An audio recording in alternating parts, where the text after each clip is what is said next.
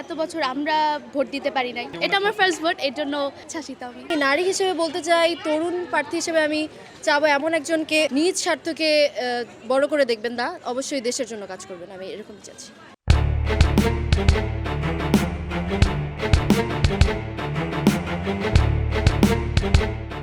দেশে তরুণ ভোটার সংখ্যা কত? ত্রয়োদশ জাতীয় সংসদ নির্বাচনে জয় পরাজয়ে তরুণদের প্রভাব কতটা হতে পারে?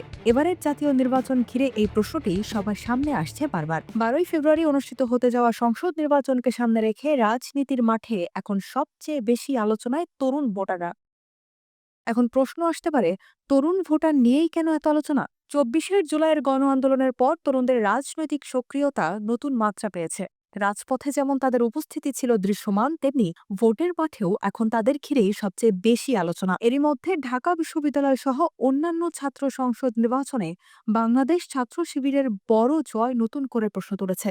তবে কি এটি জাতীয় রাজনীতির কোনো ইঙ্গিত, নাকি ছাত্র সংসদের ভোটের ফল জাতীয় নির্বাচনে সরাসরি প্রভাব ফেলে না? এই প্রশ্নের উত্তর জানার আগে জানতে হবে দেশে তরুণ ভোটার সংখ্যা কত। নির্বাচন কমিশনের তথ্য অনুযায়ী বর্তমানে দেশে মোট ভোটার প্রায় 12,76,00,000। এর মধ্যে 18 থেকে 35 বছর বয়সী তরুণ ভোটার প্রায় 1/3। সংখ্যায় যা 4.5 কোটিরও বেশি। বয়সভিত্তিক হিসেবে 18 থেকে 21 বছর 85 লাখের বেশি, 22 থেকে 25 বছর 1,19,00,000, 26 থেকে 29 বছর 1,21,00,000, 30 থেকে 33 বছর 1,06,00,000, 34 থেকে 37 বছর 1,23,00,000-এরও বেশি। নির্বাচন কমিশন সংশ্লিষ্টরা বলছেন, এবার তরুণ ভোটাররা আগের যে কোনো সময়ের চেয়ে বেশি সচেতন। তারা বলছেন, এবার তরুণদের ভোট কাস্টিং ভালো হবে বলে ধারণা করা হচ্ছে। তাদের উপস্থিতি নির্বাচনের ফলাফলে বড় প্রভাব ফেলতে পারে। নির্বাচন বিশ্লেষকরা বলছেন, এবার তরুণ ভোটারদের ভূমিকা হবে নির্ধারক। তারা বলছেন, এদের অনেকেই জীবনে কখনো ভোট দিতে পারেনি। প্রথমবার ভোট দেওয়ার সুযোগ পেলে তারা অনেক কিছু বিবেচনা করেই ভোট দেবে। ফলে যেদিকে তারা ভোট দেবে সেই প্রার্থীর জয়ের সম্ভাবনা অনেকটাই বেড়ে যাবে। তবে তারা সতর্ক থাকার পরামর্শ দিয়ে বলছেন, বিভিন্ন বিশ্ববিদ্যালয়ের ছাত্র সংসদ নির্বাচনের ফল সরাসরি জাতীয় নির্বাচনে পড়তেই হবে এমন কোনো নিশ্চয়তাও কিন্তু নেই। তবে তাও তরুণদের ভাবনার একটা প্রভাব অবশ্যই দেখা যেতে পারে জাতীয় সংসদ নির্বাচনে। না, আমরা তো আশা করতেছি টোটালি সুস্থ হবে, কারণ এত বছর আমরা ভোট দিতে পারি নাই। মানে মানুষের ভোটের কোনো অধিকার ছিল না।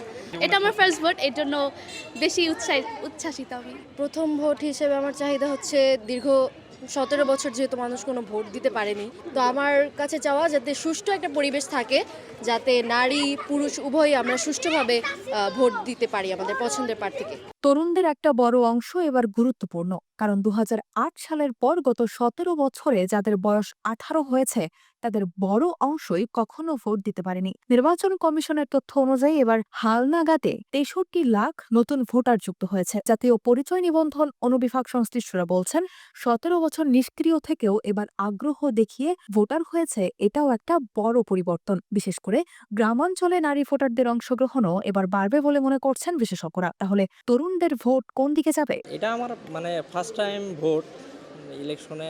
এটা আমার প্রথম অভিজ্ঞতা। আগে তো এরকম কোনো সিচুয়েশন ছিল না যে ভোট দেওয়ার মতো বা কেন্দ্রে যাওয়ার মতো। আশা করি ভালো হবে। ভোটের মধ্যে দিয়ে এমন একটা সরকার চাচ্ছি, যে সরকার ধরেন বাংলাদেশের মেন যে প্রধান সমস্যাটা সেটা হচ্ছে দুর্নীতি কমানো। প্রত্যেকটা সেক্টরে দুর্নীতি অনেক বেশি, তো আমি চাচ্ছি যে দুর্নীতিটা কম হবে। আসলে আমি চাচ্ছি এমন একটা সরকার আসুক যেখানে দুর্নীতি হবে না, মানুষের উপরে জুলুম হবে না, চাঁদাবাজি হবে না।